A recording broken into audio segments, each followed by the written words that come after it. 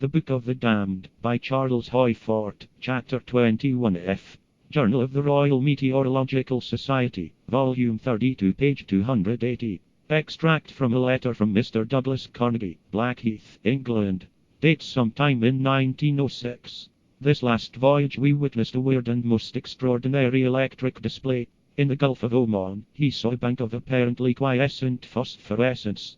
But, when within 20 yards of it, shafts of brilliant light came sweeping across the ship's bow at a prodigious speed, which might be put down as anything between 60 and 200 miles an hour. These light bars were about 20 feet apart and most regular.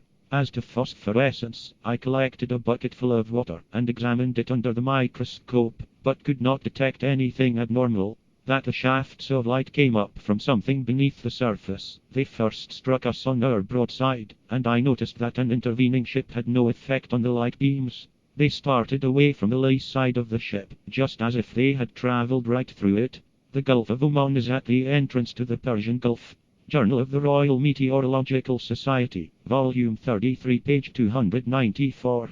Extract from a letter by Mr. S.C. Patterson, second officer of the P&O steamship Delta, a spectacle which the journal continues to call phosphorescent. Malacca Strait, 2 a.m., March 14, 1907. Shafts which seemed to move round the center, like the spokes of a wheel, and appeared to be about 300 yards long. The phenomenon lasted about half an hour, during which time the ship had traveled 6 of 7 miles. It stopped suddenly. Astronomy, 1891, page 312. A correspondent writes that, in October 1891, in the China Sea, he had seen shafts or lances of light that had the appearance of rays of a searchlight, and that had moved like such rays. Nature, Volume 20, page 291. Report to the Admiralty by Captain Evans, the hydrographer of the British Navy, that Commander J. Elliot Pringle of the Her Majesty's ship Vulture had reported that, at latitude 26 degrees 26 minutes north, and longitude 53 degrees 11 minutes east, in the Persian Gulf, May 15,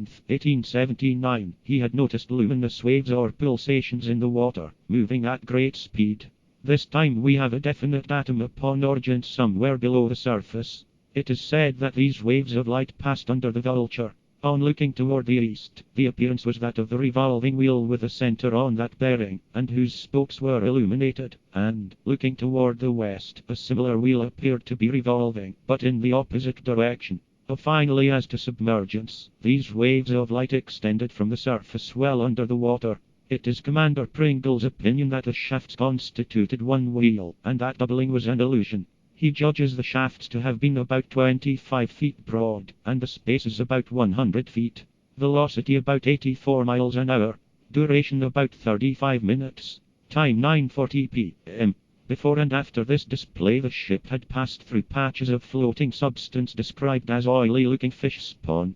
Upon page 428 of this number of Nature, Edward L. Moss says that, in April 1875, when upon the Her Majesty's ship Bulldog, a few miles north of Veracruz, he had seen a series of swift lines of light. He had dipped up some of the water, finding in it animalcule, which would, however, not account for phenomena of geometric formation and high velocity. If he means Veracruz, Mexico, this is the only instance we have out of Oriental waters.